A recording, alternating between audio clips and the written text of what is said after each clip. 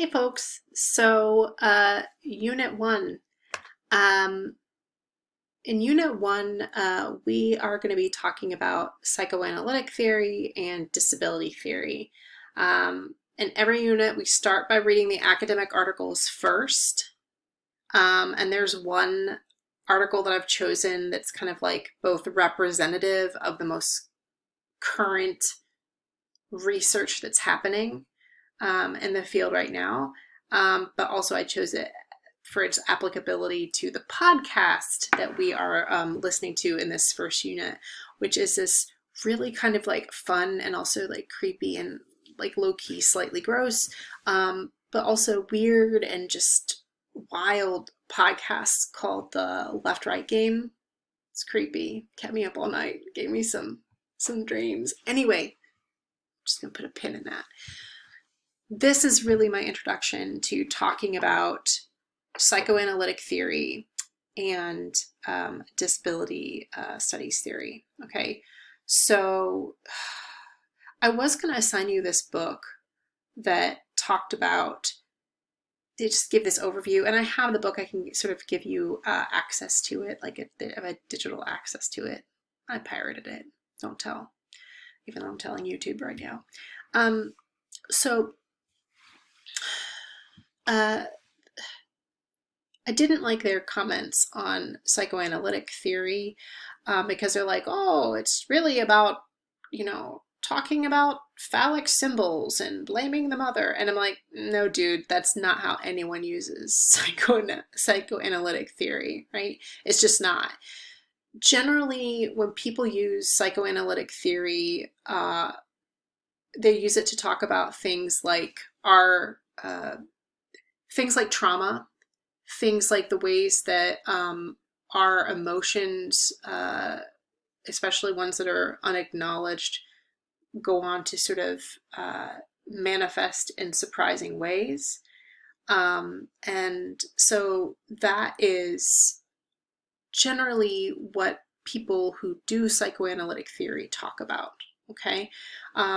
And there are some really cool uses for it. I really like some of the contemporary things. So if you are interested in this particular theory, let me know. But we are actually going to be reading a really cool piece about, it's called Hauntology, which I think is really cool. And yes, it is just what you imagine, like hauntology and questions of knowledge, pasts, and futures, right? Because another thing that psychoanalytic theory looks at are these kind of like ruptures in time or ruptures in thinking, and they're like, what does that mean, right? And so basically, even though when we think about psychoanalysis, we're thinking about like therapy, and like high key, like therapy is really important, but also literary and cultural theorists use these same theories, right?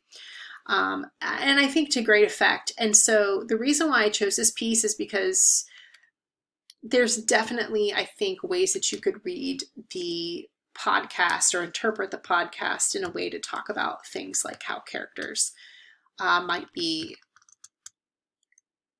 There's definitely a reading where you could say that there's what's happening is sort of related to, or at least speaks to, this sort of experience of trauma and how that can lead to these sort of like breaks in reality and also in like the space-time continuum, right? And you're going to see that in this piece. So that's kind of like the gist of psychoanalysis.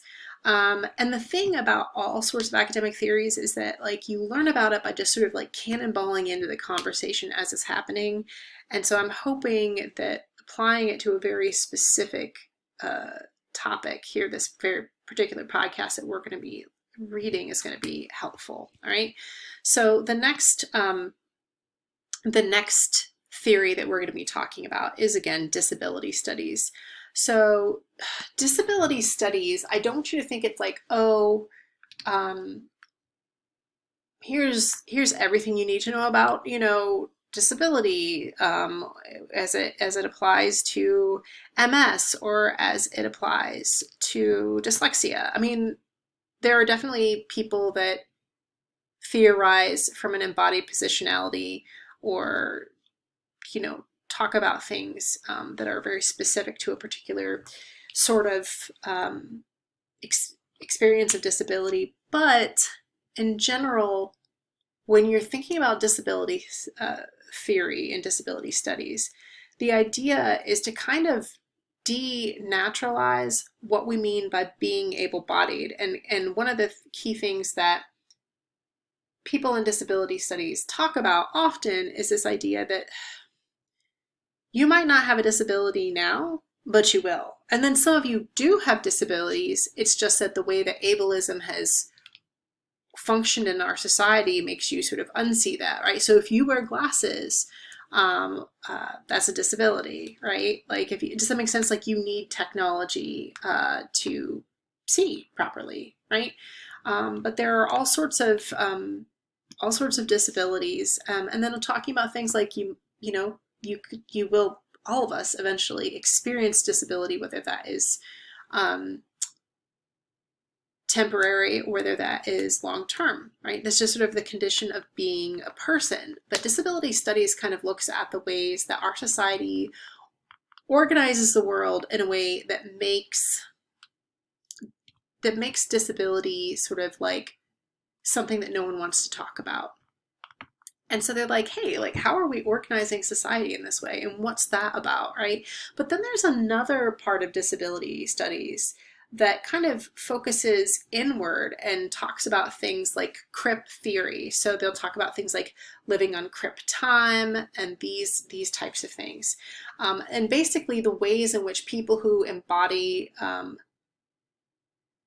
disabled positionalities, whatever that might be, whether someone's neurodivergent, whether someone uses assistive technology to speak, whatever the case is, someone's using a wheelchair, etc.,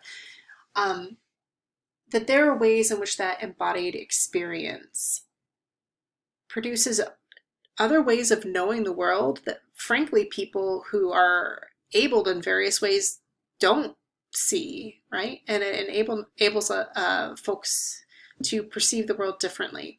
And so some disability studies work reads from that perspective. And then there's a nice map of work that kind of connects disability studies to other types of theory. So the intersections of disability studies and queer theory, or the intersection of disability studies and fat studies, right? So we'll get into all of that, but the idea is that's the gist of disability studies. I'm sure that there's like a disability studies scholar out there. It's not one of my areas of specialty, but the idea here is that that's sort of the gist, okay, of disability studies, and I feel like it's good to sort of know that. So the piece that we are reading that I think relates to what we're talking about in terms of the podcast is this really cool piece from Disability Studies Quarterly, and it's called 6 Ways of Looking at Crip Time. Now, the reason why the PDF here looks weird as fuck is because Disability Studies Quarterly is an online journal, but I had to create a PDF of the reading because we're going to be like, you know, reading these collaboratively and you know, commenting on them together. So I had to kind of take it off from an online space, which is why we've got this fascinating format happening here. But I think that this is kind of cool because it's talking about crip time, again, working from the position of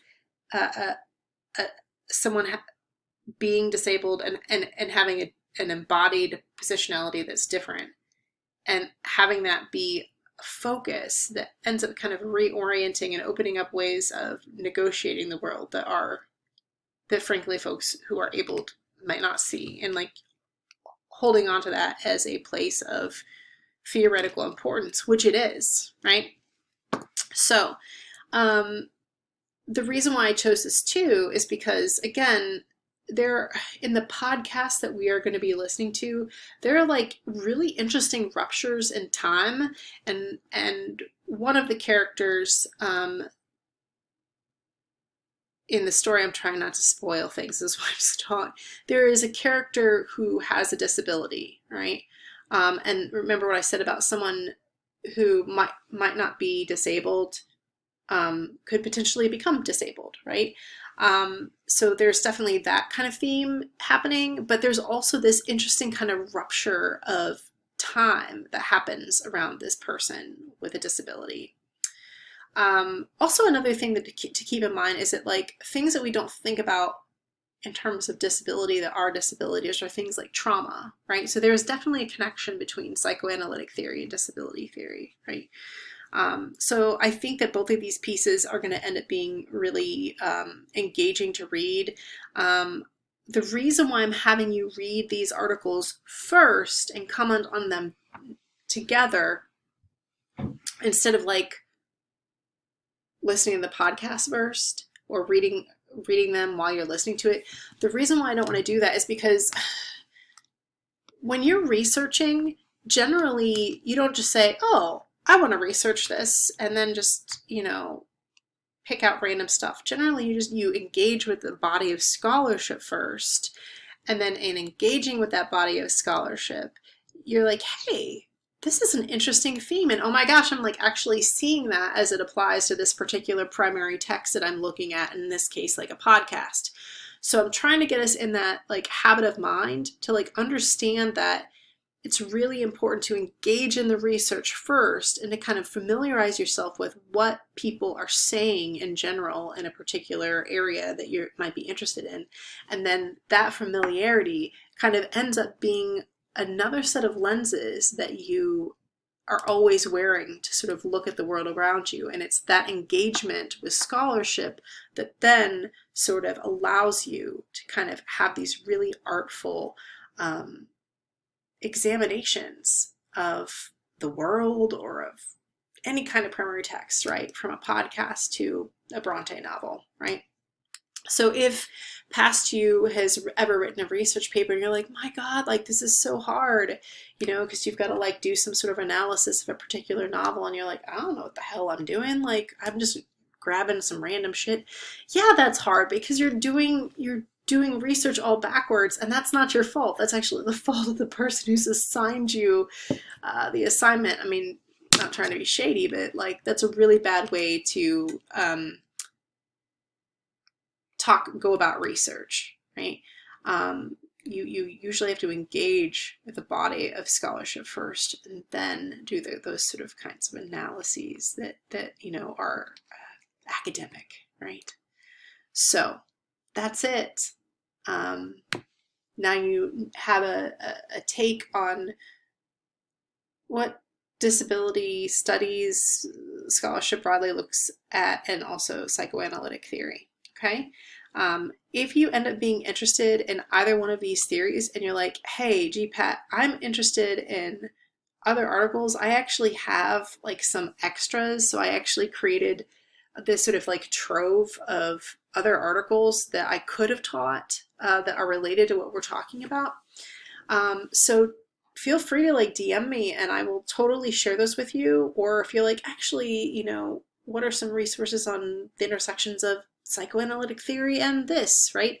And I might be able to point you in the right direction, or even connect you with someone who I know who does work on that, right? Because that's sort of what this class is about. Okay.